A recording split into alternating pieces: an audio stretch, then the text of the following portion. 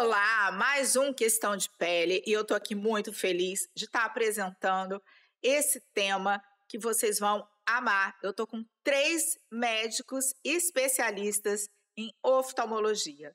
Então, gente, cuidar dos olhos é fundamental e eu vou estar aqui mostrando para vocês quais são os avanços nessa especialidade médica, quais são as queixas mais comuns no consultório do oftalmologista. E sabia que existe uma correlação da oftalmologia com a dermatologia? Algumas doenças afetam a pele e também os olhos. Então, vou apresentar meus convidados de hoje e sigam a gente nas plataformas Instagram, Spotify, para quem não puder assistir, né, mas pode estar na academia ouvindo, e também no YouTube, que aí você vai ver todo esse pessoal que se aprontou aqui, que eles estão lindos.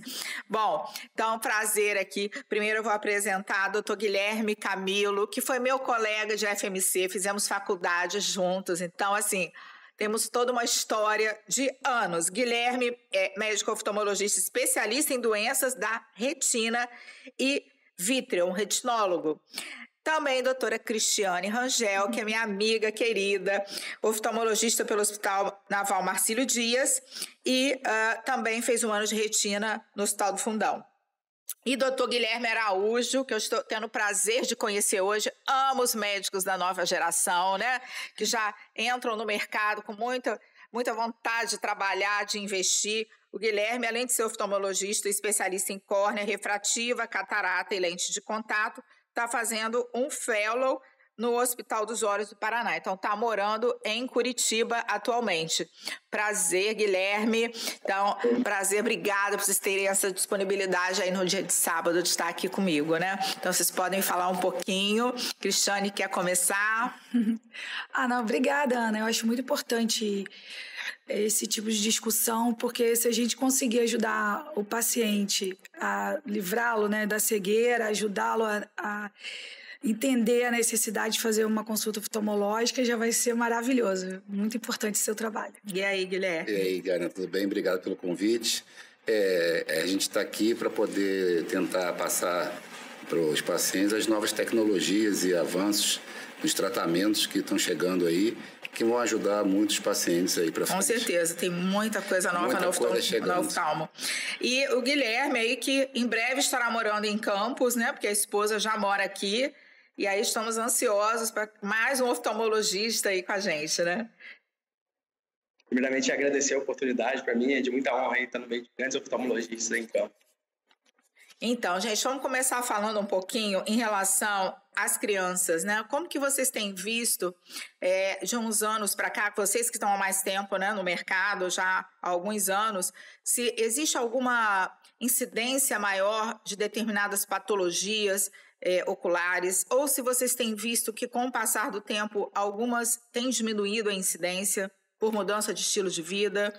Olha, o que eu tenho percebido, e todo mundo tem percebido isso, é que após o Covid, né, com a pandemia, devido ao uso indiscriminado das telas, né, telas de celular e notebook principalmente, já foi visto e tem trabalhos publicados que vai quadriplicar o número de míopes daqui a 3 anos. E tanto é que já inventaram um aparelho que você faz um segmento dessa miopia, fazendo uma prospecção para o futuro. Né? Já existe mais de um aparelho, se não me engano. Né, Guilherme? Eu acho que você já viu lá, né? O excesso de uso de telas está trazendo muita miopia para as crianças. Muitas. Então, explica um pouquinho como que é esse aparelho. Ele, na verdade, ele consegue acompanhar o comprimento axial do olho do paciente. E isso a gente consegue acompanhar anualmente, de acordo com a evolução disso. A gente consegue entrar, hoje em dia tem alguns colírios que a gente pode usar, e até lentes mesmo, lentes no óculos, que a gente pode usar para tentar evitar essa progressão acelerada aí da miopia. Tá. E em relação aos erros de refração, assim, alguma coisa nova em relação à prevenção? Não usar muito tela, né? Eu acho que a Sociedade Brasileira de Oftalmologia Pediátrica fala que até 2 anos o ideal é que nem use tela. Então, a gente tem que... essa coisa educacional de diminuir muito a quantidade. Não fazer com que o celular seja a chupeta moderna. Sim. É até melhor espelhar o celular na televisão. As crianças estão o tempo inteiro, né, na tela. E estão ficando míopes mesmo. E às vezes a pessoa acha que miopia não tem problema. Tem sim, além de a gente não enxergar para longe, eu sou míope, sei exatamente como que é ser míope, existe o alto míope, ele tem mais probabilidade de ter descolamento de retina, né? Tem várias complicações que podem estar associadas à alta miopia. Então, o que a gente puder fazer para ajudar essas crianças a não progredirem, se a miopia não aumentar, a gente vai fazer. Seja com o uso de colírios, como atropina, seja com o uso de lentes, agora de óculos, lentes de contato. Hoje tem a ortoceratologia, que você também consegue prevenir essa progressão da miopia. Então, é muito importante que, hoje em dia, eu não fique, eu uso óculos, eu sou míope, só vai aumentando. Não. Hoje, graças a Deus, né? Hoje a gente tem como... Eu tenho 7 de miopia. Talvez, se fosse hoje, eu não chegaria a 7. Eu estaria com 2 de miopia. Já seria bem melhor para mim. Eu enxergaria melhor. Então, você teria hoje como evitar essa progressão. Exatamente. Tudo hoje é buscando a diminuição da progressão. Mas sempre lembrando que o fator educacional, o fator de pedir à criança para diminuir o número de telas, praticar esporte ao ar livre, se for necessária a tela, espelhar na televisão, sempre usar a visão de longe também. Porque já se descobriu que é o excesso de visão de perto que vai fazer com que esse olho acabe aumentando de tamanho, que o olho míope é um olho maior, né? E essa imagem vai acabar se formando antes da retina e acaba acontecendo esse aumento do tamanho do olho da criança. Sim. E, Guilherme, o que é que você tem visto, assim, quais são as queixas mais comuns no consultório do oftalmologista? Depende de cada paciente, né? Eu lido muito com paciente com doença sistêmica, né, diabético, portador de degeneração macular. E devido ao paciente não se cuidar tão bem, né, porque o grande problema é o paciente não ajudar. Ele acha que ele vai no consultório e você ele vai ter uma resolução rápida, imediata. E o grande problema do diabético, principalmente, né, do diabético falando, é que ele não tem cura. Então, assim, é uma doença que ele vai carregar pro resto da vida. E o acompanhamento tem que ser para o resto da vida. Não é chegar e tentar fazer o primeiro tratamento e depois abandonar o tratamento achando que já resolveu o problema. Então, um grande problema que eu tenho visto hoje, como o Cris já falou, é a miopia que está aumentando nas crianças e nos adultos, eles não fazerem um tratamento correto, principalmente pacientes diabéticos. A indisciplina, né, nas doenças crônicas. E também a falta de recurso. Alguns pacientes mais, né, carentes têm mais dificuldade de dar sequência no tratamento. Sim. O plano de saúde que não ajuda, que também às vezes não cobre todo o tratamento. Quando você quiser, está indicado o tratamento, o plano às vezes cria dificuldade, então é um grande problema. Sim. E Guilherme, fala aí um pouco em relação a avanços na cirurgia de miopia, né? Ou se essa cirurgia está sendo cada vez menos indicada.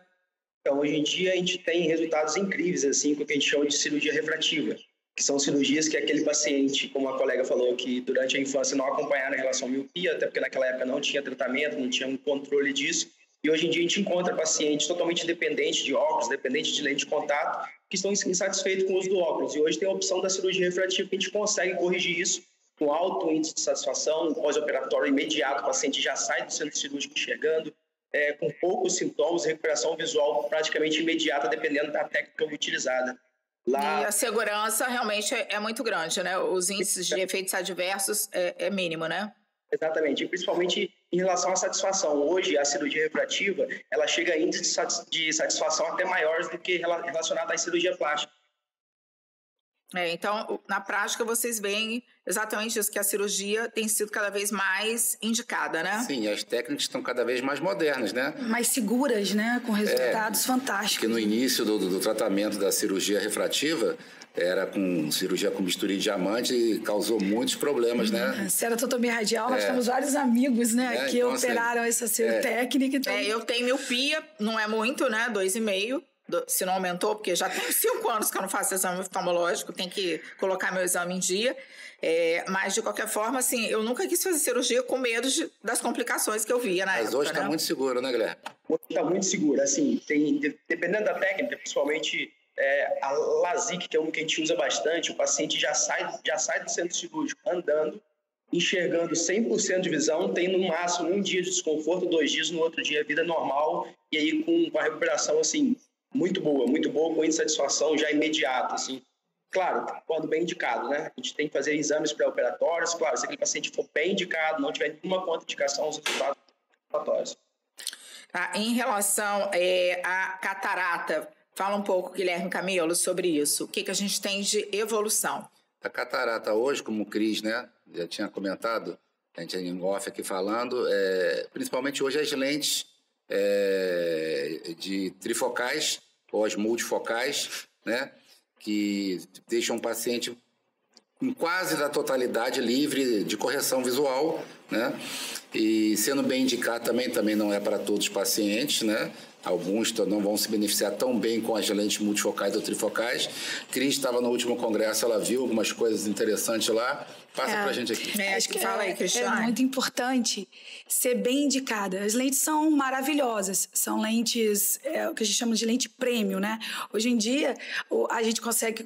né, tratar o astigmatismo, a presbiopia, miopia, tudo junto. Porque além das trifocais, tem as trifocais históricas ainda, que você não consegue resolver todos os índices refracionais do paciente. Só que não é para todos, não é para todos por quê? Né? Não é para todos porque, por exemplo, paciente com degeneração macular relacionada à idade, né, não deve usar uma lente. Normalmente, a gente não indica uma lente premium, mas tudo é examinado. Guilherme sabe bem examinar esses pacientes para a gente ver se vale a pena indicar ou não.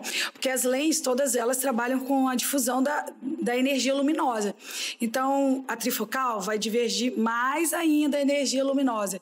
Tem as bifocais e ainda tem hoje as lentes EDOFs, que são de foco estendido. Então, todas elas são maravilhosas e devem ser indicadas para aquele paciente. Paciente mais jovem, a gente deve indicar, de repente, uma trifocal. E existe até o blend, né? Que a gente vai colocar uma EDOF em um olho e coloca uma bifocal no outro. E o paciente, o índice de satisfação também é muito grande. Mas é muito importante aliar a expectativa com realidade. E tem as lentes também, como ela falou, só para acrescentar, as lentes de filtro para pacientes, principalmente com degeneração macular, que filtra a radiação ultravioleta do sol, que induz menos o desenvolvimento da degeneração macular, que também é muito importante isso. Sim, que aí lembrar da importância de proteger os olhos do sol com óculos de sol de boa qualidade, né? Guilherme Araújo, fala então para mim assim, a gente pode dizer que 100% das pessoas vão ter que fazer um dia cirurgia de catarata se elas viverem muito? Assim, a catarata, que muita gente não acredita, faz parte do envelhecimento, né? Sim. Natural do cristalino. Então, assim, a gente pode falar que aquele paciente que conseguiu chegar à salinidade, ele vai apresentar catarata. Sim. O ponto que a colega falou aí que é muito importante, que talvez às vezes não é tão difundido assim, é a importância de deixar esse paciente o mais independente de óculos. Existem estudos que demonstram que o paciente em uso de óculos multifocal, da melhor tecnologia possível, esse paciente aumenta o risco de queda. Então, pensando assim, idosos colocaram antigamente lentes monofocais, que hoje em dia usam multifocais, tem um risco aí, tem estudos que demonstram que o paciente na rua, com histórias de queda, aumentou em até 50% a chance quando ele faz uso de óculos multifocais. Então, assim, levantando a importância, talvez, até em questão de saúde pública, de questão de queda, a gente sabe que a mortalidade, principalmente idosa, é diretamente relacionada à queda. Então, a importância de entender com o seu oftalmologista a melhor lente se colocar para tentar deixar o paciente mais independente possível, melhor prognóstico, melhor acompanhamento oftalmológico. E aí, Guilherme Araújo, qual a idade média, assim, da maioria dos pacientes que fazem cirurgia de catarata? Assim, depende muito. Tem paciente que com 60 anos ele já apresenta algum déficit visual e tem paciente com 80 anos que é comum a gente chegar, mães de colega e falar assim, mas minha avó tem 80 anos e enxerga para perto. Na verdade, o que acontece? Ela tem catarata, só que essa catarata, às vezes, é tão densa que ela consegue trazer um pouco a imagem para perto. Esse paciente apresenta uma miopia, na verdade, provocada. É isso aí. A catarata miopia o olho. Exato. Quem não é míope, às vezes, fica míope. Quem é míope, fica mais míope. Como o míope para perto enxerga bem, na grande maioria dos míopes, né? Nem todos os míopes, automíope não, mas o míope médio, com 2, 3, 4 graus, ele tira como eu tiro para perto. Né? Então, assim, vai você ficando... Então, acha que está tudo bem, que está vendo, está costurando, está marcando, está lendo de perto, que está tudo bem, que não precisa fazer cirurgia. Mas não é bem assim. Fala, então, Guilherme Camilo, quais são hoje, assim, as dicas que você daria para um paciente, né, que é jovem, para prevenção de doenças crônicas oftalmológicas, né, até para prevenção de cataratas? Quais são os fatores de risco para aumentar a incidência dessas doenças? Olha, prevenção da catarata não tem como, né? pouco complexo. Você com uma boa saúde, uma alimentação regrada, né, uma boa atividade física, você pode postergar isso aí um pouco. Além da parte genética de cada um. Sim, eu acho que o principal é o dano solar, né? Eu acho que o que favoreceria uma catarata mais precoce, né? Além da genética. Sim, por exemplo, o paciente se tornou diabético. Ele vai ter uma chance de ter uma catarata mais cedo do que quem não é diabético. Sim. Um paciente com uma doença autoimune, reumatológica, que usa muito medicamento, tudo isso pode fazer com que a catarata apareça mais cedo nestes pacientes. Mas para prevenção especificamente a prevenção é você não ficar diabético, é você ter uma boa alimentação, fazer atividade física, usar a proteção contra a radiação ultravioleta do sol. E você acha que também, nesse aspecto, a atividade física ajudaria? A atividade física ajuda para qualquer coisa. Sim, isso que a gente sempre fala, em todo podcast. Tudo. Inclusive nas doenças oftalmológicas. É muito interessante isso que a gente faz, assim, a gente frisa isso, ó. Olha o insight aqui que a gente está fazendo. De novo, falando da importância da atividade física em uma outra especialidade médica como a oftalmologia. E a outra coisa muito importante é o paciente, independente dele estar com sintoma ou não de alguma coisa, ele fazer o periódico dele pelo menos a cada 6 meses. Se ele não é uma paciente que não usa óculos, que é só para uma rotina, até 1 ano tudo bem.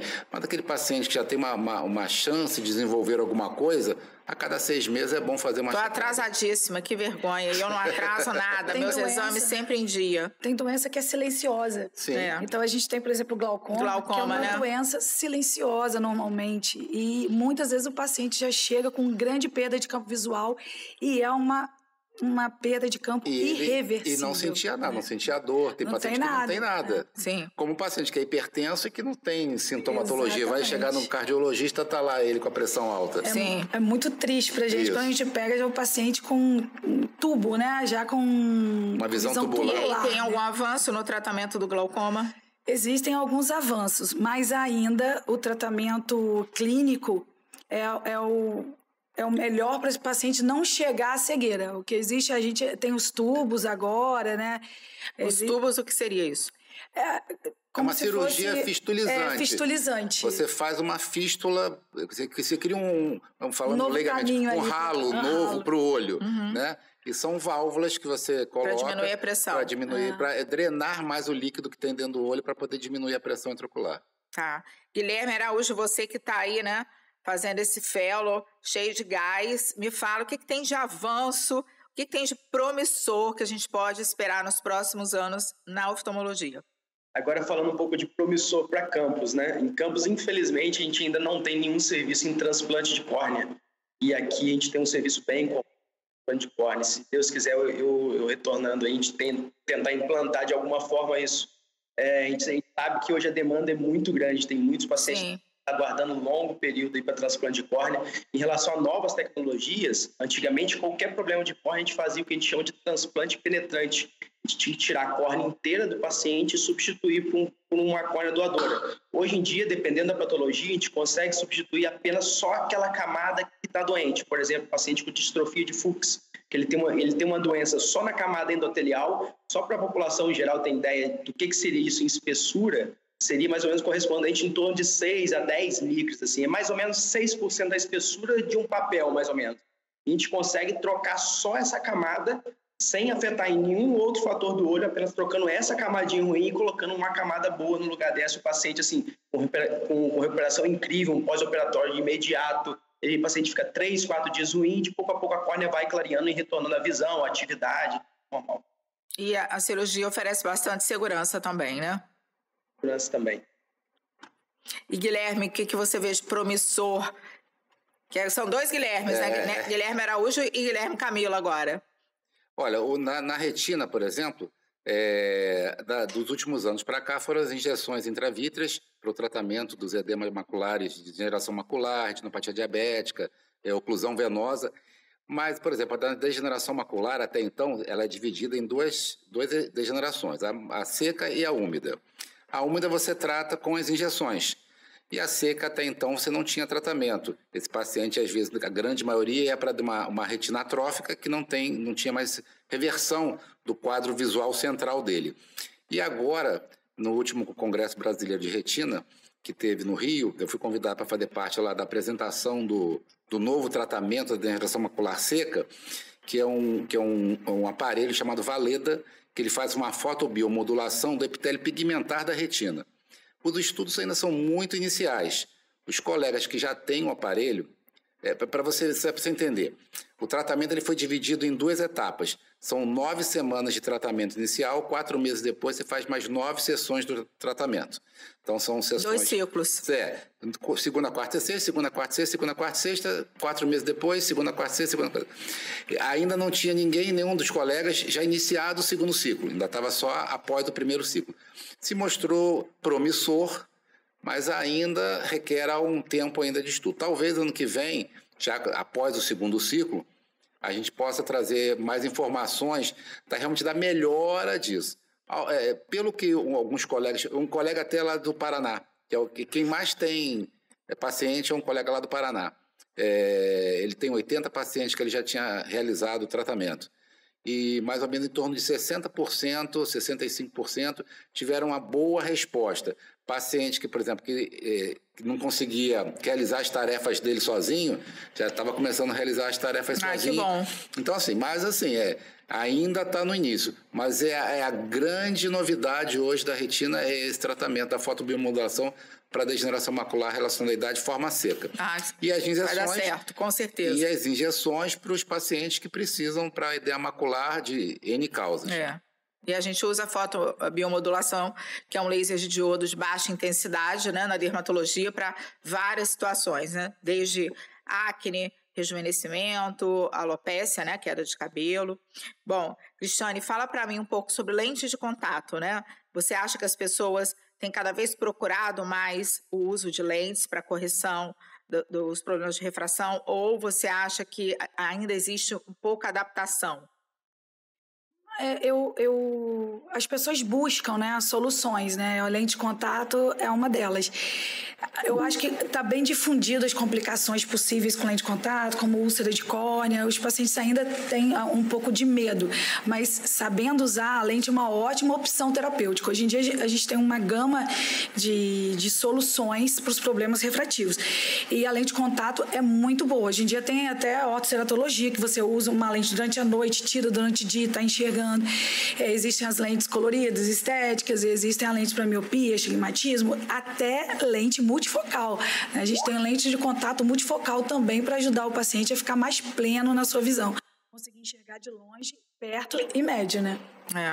Eu, na verdade, nunca me adaptei a óculos, né? Então, assim, desde bem cedo tive o diagnóstico de miopia, depois astigmatismo, presbiopia, depois dos 40 anos, que parece que é uma regra com todo mundo, né? Você faz 40 anos, você já começa a ter o problema ali de adaptar a visão. E eu me adaptei muito bem à lente, então eu uso lente praticamente o tempo inteiro que eu estou acordada. Eu coloco quando eu acordo e tiro na hora de dormir. E se eu tivesse qualquer problema de esquecer a lente, é raro. Então, não tem complicação. Nunca tive usar direitinho, infecções, nada assim. O grande fator para a lente de contato, tem paciente que tem uma sensibilidade ocular um pouco maior, é a vontade de querer usar. Se ele realmente precisa usar uma lente de contato e ele é um paciente mais sensível do ponto de vista ocular, com a força de vontade ele consegue. Tudo é questão de você querer aquilo ali. Né? Tem paciente que você bota a lente no primeiro dia, não, eu tô bem, não parece que eu tô sem lente, mas tem uns que sofrem um pouco tem gente início, que fala, eu não consigo usar, eu falo assim, eu não entendo, como que não consegue usar a lente, né? Bom, Guilherme Araújo, fala então para mim, hoje qual é a cidade, tá parecendo que Curitiba está sendo um centro de referência na oftalmologia, né? Será que Curitiba passa São Paulo? Não, é difícil, mas assim, São Paulo hoje é muito... Realmente a parte tecnológica é incrível, mas hoje eu estou lá no Hospital de Olhos do Paraná, é um dos maiores hospitais da América Latina, assim. Em relação à tecnologia, eles estão crescendo muito, muito mesmo. A gente tem um volume de paciente muito grande e principalmente nessa área de transplante de córnea, cirurgia refrativa, é o que você falou, um índice de satisfação muito grande, o paciente bem satisfeito com o resultado e principalmente resultados imediatos, né? Às vezes, como você usa lente de contato há muito tempo, é exatamente isso. Tem paciente que usa a vida inteira, já está acostumado, vai passar o resto da vida com lente de contato até a hora que precisar operar a catarata. E tem aquele paciente que não consegue usar, que de forma alguma não consegue, e é um paciente uma ótima opção para pensar em cirurgia refrativa. Esse paciente é um ótimo candidato. Que bom. Então, já temos aí uma esperança de você estar trazendo esse serviço para transplante de córnea, né? Ainda tem o filho de Guilherme, né? Guilherme Camilo tem um filho oftalmologista que também está em Curitiba, né? Vamos ver o que ele vai querer se especializar. Que ele vai trazer daqui a algum tempo. Porque a gente, dentro da especialidade, pessoal, a gente tem subespecialidades. Então, tem médicos que se especializam só em determinada coisa, né? A gente tem tanta coisa hoje que não dá para a gente ser muito bom em tudo, né? Então, até na dermatologia, muitas vezes você vai se especializar mais em determinado setor ali, de injetáveis, né? O outro gosta mais de tratar doenças. Dentro das doenças tem alguém que vai só trata vitiligo, né? Então, tem essas subespecialidades. Bom, em relação à cegueira, né? O que vocês teriam para falar um pouco aí, Guilherme? Guilherme Camilo, fala aí um pouco algum avanço no tratamento, alguma coisa mais promissora? Em relação à cegueira, vai depender de que forma que esse paciente chegou à cegueira. Qual é a patologia que levou ele a ficar com a visão comprometida, né? Aí, por exemplo, nesse caso da degeneração macular, está vindo esse aparelho que vai realmente ajudar bastante. E, por exemplo, diabético, aí a gente vai voltar para aquela questão do acompanhamento, o diabetes, né? Então, assim, vai depender muito do glaucoma. Sempre procurar o oftalmologista para poder fazer a prevenção. Que tem algumas doenças que vão ser mais difíceis a curto prazo você reverter a situação. No caso do glaucoma, que você lesa a fibra nervosa. Você reverter isso é mais complexo, né? No caso da retina, como é epitélio pigmentar, você ainda está conseguindo fotoestimular ele para poder ele se regenerar. Mas no caso de fibra nervosa, ainda é mais complexo. Está vindo coisas novas, mas tudo vai depender da patologia que causou aquela cegueira dele. E um paciente, por exemplo, Cristiane, que tem uma cegueira aguda, né? Por exemplo, após um acidente, né? Ou até uma sequela de alguma cirurgia, né? Alguma complicação. Como é que fica essa adaptação, assim, na prática, né? Os pacientes, eles conseguem ter uma resiliência para conseguir uma nova forma de ver? Então, a baixa visão, né, ou cegueira pós-traumática, né, após um trauma, praticamente uma subespecialidade, né? E eu não tenho muitos pacientes que ficaram cegos. Eu trabalho no hospital de emergência, então eu tenho pacientes até que você não faz levaram um tiro, e aí ficaram cegos. Alguns eu segui por um tempo, mas o nosso foco é em prevenção de cegueira. A gente quer prevenir que o paciente não chegue a ficar cego. Por exemplo, num acidente que você perde tecido, você regenerar tecido ocular, perdeu um acidente com vidro, perdeu retina, não tem como assim. A prevenção é você usar cinto de segurança, você faz cirurgia para poder preservar o globo ocular, preservar o pouco de visão que ele tem, mas quando você perde muito tecido ocular, é que nem queimado. Né? Você tem até tratamento para queimar, mas quando você queima muito, ou quando você perde muito tecido, regenerar aquilo tudo é mais complexo. Às vezes você só vai conseguir manter o globo ocular, né? Porque às vezes já é até um sucesso você manter o globo ali. E Guilherme Araújo, quais são os erros mais frequentes aí dos pacientes no dia a dia da sua prática? E o que você vê de maior dificuldade para os pacientes? Ou até aquelas receitas caseiras, né, que chegam no consultório? Eu vou chamar a atenção agora para a minha área, que a gente chama de segmento anterior, que é a parte de córnea, catarata. Eu acho que o principal problema que a gente tem, primeiro, assim, chamar a atenção para a criança, principalmente adulto e jovem, não coçar o olho de forma alguma. E a gente chama a atenção para uma das principais doenças que provocam baixa acuidade visual importante, que é o ceratocone.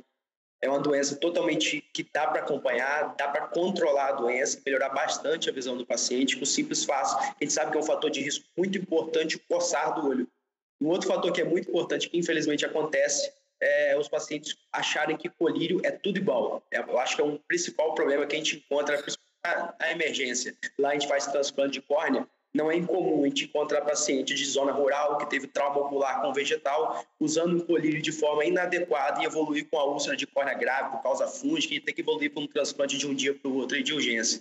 Então, assim, fica sempre a dica. Qualquer sintoma ocular, mesmo que só um olho vermelho, cuidado. Às vezes pode ser algo mais sério, não só um olhinho vermelho, e procurar o oftalmologista para ver exatamente o que pode ser isso.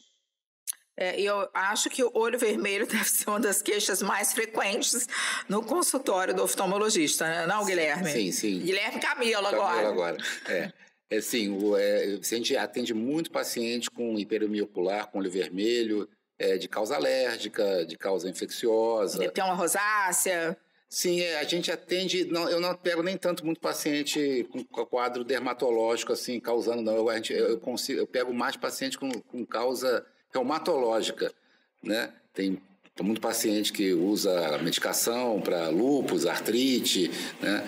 E porque o paciente dermatológico, ele é muito bem acompanhado pelo dermatologista. Então, assim, Mas eu peço uns pareceres, às vezes, para fazer fototerapia. Porque Ralcutan, por exemplo, leva olho seco, né? Então a gente tem essa associação. Às vezes, paciente que usa estretinoína, né? Que é um medicamento para acne, para quem não sabe, que é bastante conhecido pelos adolescentes, que é o Ralcutan, o nome comercial mais conhecido, mas existem outros, né?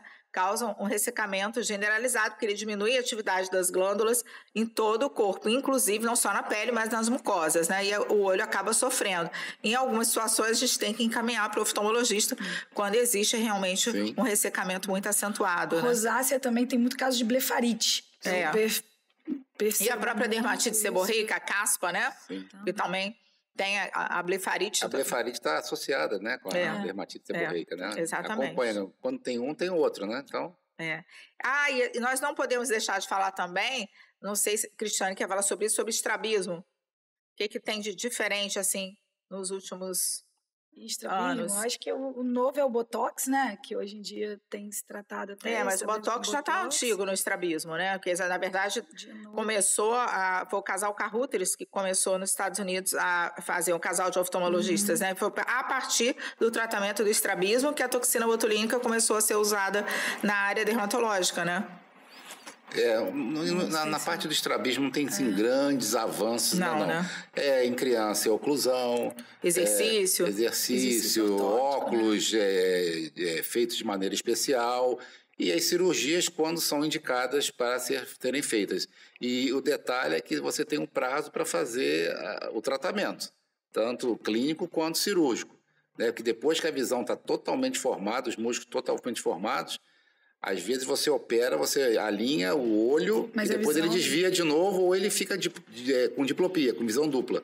Depois da cirurgia, em fase adulta, por exemplo. Mas existe caso de estrabismo, eu não me lembro disso, em pacientes adultos?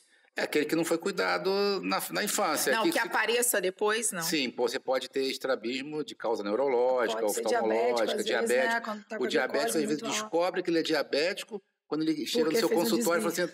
Doutor, eu estava ontem bem, hoje eu amanheci com a visão dupla. Estou vendo 2, estou vendo um fantasma. E às vezes o diabetes está causando isso, ele não sabia. Sim. Mas a primeira manifestação é a visão dupla. É a visão dupla. Tá. Muito comum. Acidentes podem dar visão dupla, né? Também. Sim. E, Guilherme Araújo, você gostaria de focar em mais alguma coisa que a gente tenha deixado aí de comentar? Um procedimento que hoje está sendo muito usado, talvez o pessoal da parte da dermatologia também está acompanhando bastante. A gente está pegando muito na emergência a questão da extensão de cílios. Queria até com colegas aqui. Desesperadores.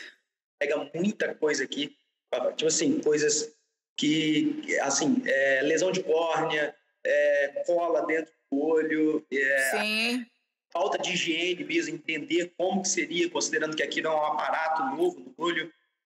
O que os colegas têm encontrado aí na emergência? Eu tenho visto muito na emergência aquela cola que usa, não sei se é cola, uma pomada que usa no cabelo trançado. Então, assim, no Ferreira a gente está atendendo, assim, 4, 5 por dia de queimadura corneana mesmo, com abrasão intensa, muita dor, e o que entristece que às vezes até criança faz essa trança. Muita ceratite, abrasão pelo cílio. Da cola não. Eu acho que o olho é um órgão, assim, não é lógico, vital, mas é extremamente sensível, né? Então, assim, tem que ter muito cuidado, né? Desde a adaptação da lente de contato. Eu sou contra extensão de cílios, qualquer tipo de cílio. Eu só coloco, eventualmente, cílio postiço, mas é muito eventualmente numa maquiagem especial. Assim como unhas, né? Alongamento de unhas, porque acaba com a unha no final, se você ficar usando aquilo com frequência, a não ser que você ponha eventualmente para uma viagem, que você queira ficar ali 15 dias sem fazer a unha, porque sempre causa algum dano, né? Você vai ter a cola, né? Fora que tem algumas situações que a pessoa coloca uma vassoura, né?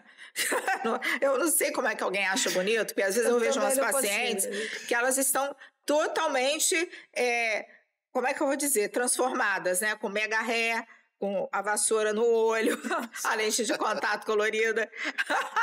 Não posso falar não, que eu já usei uso lente de contato colorido, mas agora minha lente é mais discreta, mas eu já eu fui pioneira em lente de contato, eu fui a primeira pessoa de Campos a usar lente de contato colorida, eu fui pioneira em muitas coisas, até em usar uma lente de contato colorida azul, mas era fake demais. Eu não sei aonde eu estava com a cabeça para usar aquela lente. Era muito azul. Mas depois eu vi que estava feio. Aí acabei desistindo da lente azul. Mas eu sempre, assim, tudo que tem de novo, eu gosto de experimentar. E aí fui primeira a colocar lente. Aí depois um monte de gente começou a colocar lente. Aí depois, mega ré. Coloquei uma vez, falei assim, nossa, não é possível alguém conviver com esse negócio. Meu marido vai fazer um carinho no cabelo, aí coloca a mão naquelas coisinhas duras, assim. Imagina, dá vontade de puxar o cabelo, não pode, né? Precisa arrancar o cabelo. Então, assim, eu já estou numa fase que eu não quero nada artificial. A única coisa artificial ainda é a lente de contato. Não, é o limite entre a estética e a saúde tem que existir, né? Eu tenho visto até crianças fazendo essa trança, né, no cabelo e tendo uma abrasão, a criança chegar gritando no hospital. Então, eu acho que vale essa reflexão. Até onde a gente vai por conta de estética? Da vaidade, né? Tem que ter um limite. Tem que ter um limite. E aí, esqueci de falar alguma coisa, Guilherme? Camilo? Eu acho que esquecemos de comentar. Eu acho que o mais importante para deixar aqui é fazer o periódico, né? Procurar sempre o oftalmologista quando você tiver algum problema. É a minha única falha, gente. Quem sabe eu já estou com catarata e não estou sabendo. Ou glaucoma. Graças a Deus, a gente conseguiu, hein, Cris, né, Guilherme? A gente conseguiu muitas coisas, por exemplo, antibiótico colírio, você precisa ter receita controlada hoje. Não se vende mais anestésico em farmácia, como antigamente. Muitos pacientes quase perderam o olho, porque eram pacientes que lidavam com solda, a solda caía, comprava anestésico na farmácia e ficava usando, porque aí estava sem dor. Quantos que quase perderam a visão por causa disso? Então, a gente já conseguiu alguns avanços nisso, proibindo a venda direta. Esse é um perigo, gente. Não pode se automedicar, como sempre, em todas as especialidades médicas. Nada de ficar usando colírio por conta própria. Porque às vezes você tem ali uma infecção, uma bactéria atípica, um fungo. Então você tem que usar um colírio específico para aquele micro-organismo, né? E não ficar usando corticoide direto, porque senão você vai ter as complicações do corticoide também, porque o colírio de corticoide usado continuamente, não só o corticoide oral, o corticoide em creme também vai dar problema, né? Com certeza. Acho que para finalizar, assim, tem algum teste que alguém possa fazer em casa para ajudar, ou isso já ficou ultrapassado para ele ver que realmente tem que buscar o oftalmologista? É o teste mais simples que tem. Você ficar olhando para a televisão, ou seja, lá para um objeto à sua frente, tapa um olho, com a correção ou sem a correção, se a pessoa tem problema visual, bota o óculos, né? Testou um visual, estou vendo bem. Testou outro olho, estou vendo bem. Daqui a uma semana, testou, não estou enxergando tão bem quanto semana passada. No dia seguinte, testou de novo. Tem que ir ao oftalmologista para poder ver o que aconteceu. Pode ser uma coisa só de uma troca de óculos ou pode estar passando por algum problema que ele tem que ser tratado. Sim, com certeza. E é um exame, é um teste simples. Bom, gente, foi ótimo estar aqui com vocês, né? Guilherme, seja muito bem-vindo depois a Campos e a gente espera você implantando aí o serviço de transplante de córnea, que realmente Campos precisa oferecer tudo dentro de todas as especialidades, né? Pelo menos na minha especialidade eu tento oferecer tudo para o paciente não sair da cidade. E aí, gostaria que você deixasse, Guilherme Araújo, uma mensagem final aí para a gente. Primeiramente, agradecer a oportunidade. Tenho certeza que para mim é de grande honra assim, estar no meio de oftalmologistas que tem muita história aqui em Campos. Eu que estou chegando aí, agradecer a oportunidade mesmo e vamos tocar, vamos crescer e juntar forças aí. Eu tenho certeza que tem tudo para só evoluir a cidade, cada vez trazer pessoas novas, com mais conhecimento, com novidades para Campos. Isso aí, obrigada. Doutor Guilherme Camilo, meu grande amigo, né? Colega de turma, para quem não viu no início da Faculdade de Medicina, nos formamos juntos. O que você tem aí de dizer para finalizar? Agradecer o convite, Ana. Muito obrigado por estar aqui para poder a gente trocar essas ideias. Foi muito interessante, né? Com a Cris aqui, com o Gui. E para deixar para os pacientes é o seguinte: façam atividade física, não se automediquem, e procurem com periodicidade o oftalmologista para poder evitar problemas futuros. Quanto mais cedo se trata, menos se gasta e mais se recupera. Isso aí. Cris, para finalizar... Quero agradecer também, muito bom estar com vocês. Guilherme, a gente já trabalha junto. Muito tempo. É um prazer conhecer o Guilherme. E, Ana, obrigada pela oportunidade. E para os pacientes, eu espero que eles entendam a necessidade de ir à consulta oftalmológica todo ano, porque é muito triste quando a gente pega um paciente já evoluído, por exemplo, de glaucoma, ou retinopatia diabética avançada, e você não consegue fazer tanto por ele. Então, venha ao nosso consultório, vá ao consultório do oftalmologista e faça seu exame anual com medida da pressão intraocular, com fundoscopia, e seu oftalmologista vai fazer isso tudo por você. Então, gente, foi maravilhoso. Agradeço muito a presença de vocês, a disponibilidade de tempo. E eu estou aqui me despedindo com pena, né? Já que tem um assunto aí tão vasto dentro da oftalmologia, a gente com certeza podia falar de outras coisas, mas não esqueçam de deixar realmente seus olhos bem cuidados, fazendo esse exame de 6 em 6 meses. Então, prevenção é tudo. Lembra, mais uma especialidade que tem que focar no estilo de vida saudável com atividade física regular, né? E eu espero vocês dando dicas de temas, né? Muito importante a participação de vocês. Coloquem aí as sugestões, né? As críticas também serão bem-vindas, tanto positivas quanto negativas. Sigam a gente no Spotify, né? Enquanto vocês estiverem na academia, vocês podem escutar. Se não tiver tempo de ver esse pessoal aqui, essa gente bonita que se arrumou tanto, fizeram, né, o melhor visual para estar aqui comigo. Eu estou muito honrada de estar aqui com os meus amigos tão bonitos, tá? Até o próximo.